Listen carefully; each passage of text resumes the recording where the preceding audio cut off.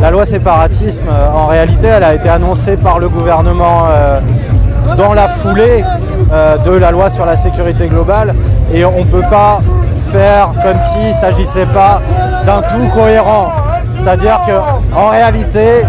la loi sécurité globale et la loi séparatisme, ce sont des moyens de renforcer le contrôle de l'État sur les individus, sur les collectifs, sur les groupes politiques, sur les associations et de manière générale sur tous ceux qui sont récalcitrants ou qui sont considérés comme ne respectant pas, entre guillemets, les valeurs de la République. Et c'est quoi la République? Leur République de l'ordre, leur République de la répression, leur République donc du contrôle.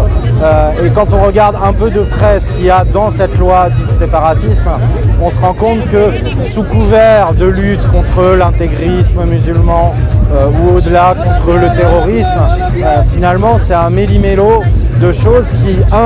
stigmatisent collectivement les musulmans, 2, visent à renforcer l'encadrement de l'État sur les structures associatives et cultuelles musulmanes, et 3, en réalité, s'en prend à tout le monde, parce que ça attaque directement la liberté de croyance, ça attaque la liberté d'expression, ça attaque la liberté d'association, et il ne faudrait pas que les gens qui aujourd'hui pensent « c'est pas mon problème, c'est les musulmans qui sont visés », déjà, il faudrait qu'ils se disent que c'est un problème de penser que c'est pas grave quand c'est les musulmans qui sont visés, mais aussi ils devraient se souvenir qu'on commence toujours par un groupe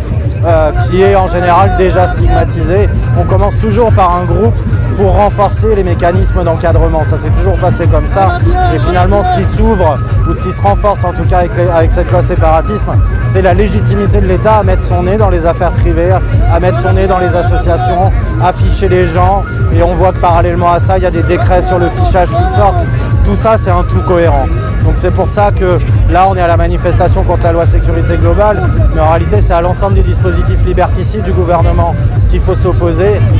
pour défendre nos droits, pour défendre la liberté de manifester, de croire, de s'exprimer, de faire de la politique, de militer, etc. Mais aussi concernant la loi séparatisme, pour